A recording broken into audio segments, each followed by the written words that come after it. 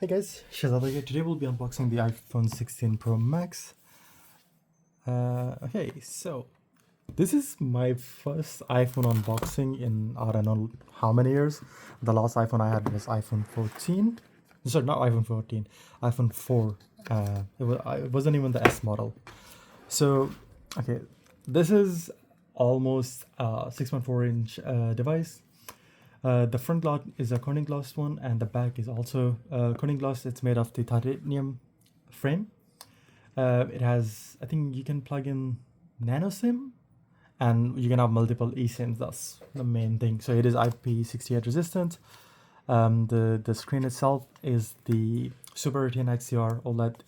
And the refresh rate is I think 120 Hz, 6.9 inches. It's a shield glass apparently. It has always on display. So it comes with the 2 by 4 0.5 gigahertz chip, which is the hexa-core one. So the new chips Intel has released.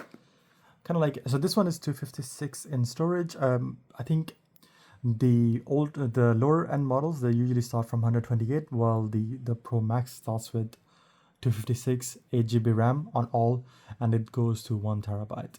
The main cameras are 48 megapixel, and then the one like a bigger camera, and then there's a front one which is built into that. And the thing is, like, compared to the Samsung, or it used to be the island tray was a bit bigger. What I've seen on the iPhones, they have made it a bit smaller, so it is really small. And then there is a camera, so it doesn't look that bad. Okay, so I'm gonna turn it on. This is not for me, this is for my mom. She has been an Android user, but because like with Android there's a lot of bloatware it keeps getting, so that's why we're gonna switch to Apple. So there's, hopefully it will be an easier transition for her. So yeah, that is it. Okay, in the box you will be getting, I kind of like the new cable though. And the good thing is, like, now it's USB-C to USB-C. The other thing is